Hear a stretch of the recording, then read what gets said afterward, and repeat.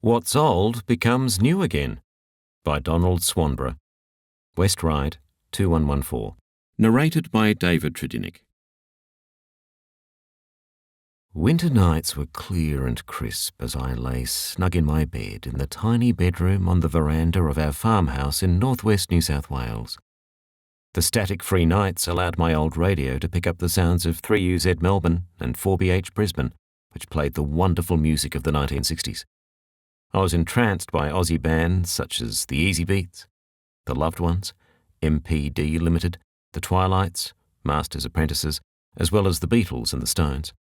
For a teenage boy on a property 10 miles from town, it was a glimpse into a magical world. I resolved to learn to play that music with others who shared my passion.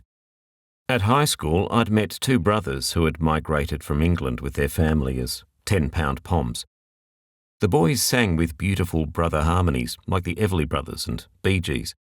We loved the captivating music of the time, so it was natural to form a group. I'd play guitar and they would sing. I worked hard on the farm that summer to earn £20 to buy my first guitar.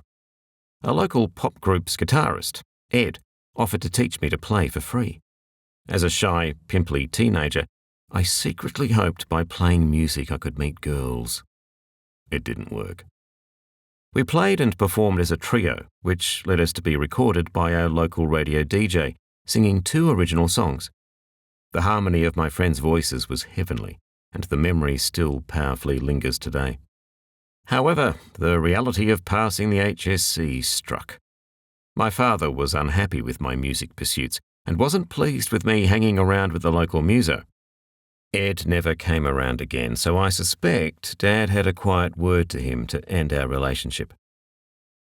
Dad was an orphan with a difficult upbringing, and his achievements came through sheer guts and perseverance. He didn't want me to have to travel the hard road that he had, due to his circumstances. It was important to him that I pass my exams and get a job with a secure future. I respected Dad, so I knuckled down to pass the HSC, and I left the farm to work in Sydney. The other lads went their own way, so we lost contact for many years.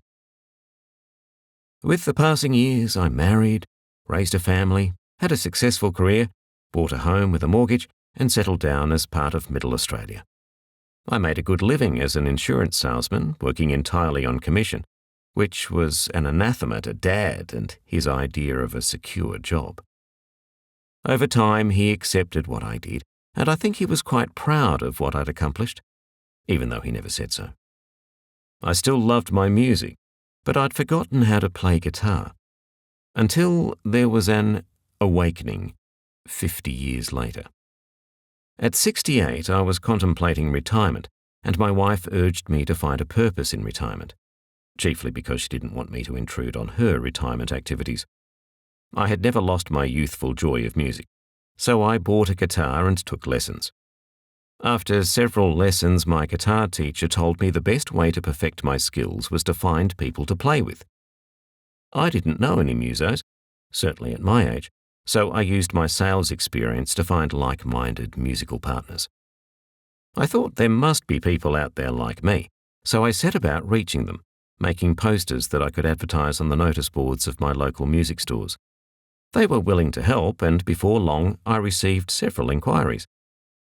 After a process of meeting people for coffee, selling my idea and gauging the best personality fit, I found 2 retired men who were ideal. We organised a jam.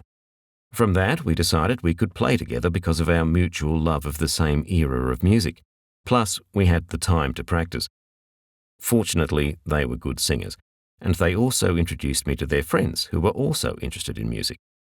Eventually, we 3 became 6, by adding another singer, guitarist, a bass player, and a drummer, aged 86, forming a group called Guitar Shed. We started regularly jamming together, and my teacher urged me to use our combined talents to give a public performance. Otherwise, he said we were like a football team who trained but never played a game. Coincidentally, our local library hosted a monthly musical morning for entertainers, so I sent them a video of us performing at an open mic night. We were a little surprised to be given a spot for our first public performance. The audience included a slightly apprehensive audience of family and friends. The feedback was positive, so it encouraged me to seek out more performance opportunities. I approached a friend who worked in aged care, who told me since COVID-19, aged care homes were looking for performers to entertain their residents. He introduced me to several aged care homes, and one took a chance on us without an audition. It wasn't a perfect gig and there was room for improvement, but following this shaky start, we were hired again. Since then, we have grown musically with each performance, leading us to give over 90 concerts in the past 2.5 years. Word has spread not only to other aged care homes, but to retirement villages as well. I'm amazed at how successful we have become at our stage of life.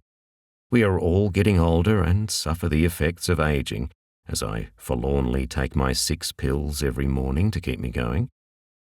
However, all our concerns disappear when we get into the performance zone. It inspires us when we give great joy to our audiences through our music. What was once old has truly become new again. The end.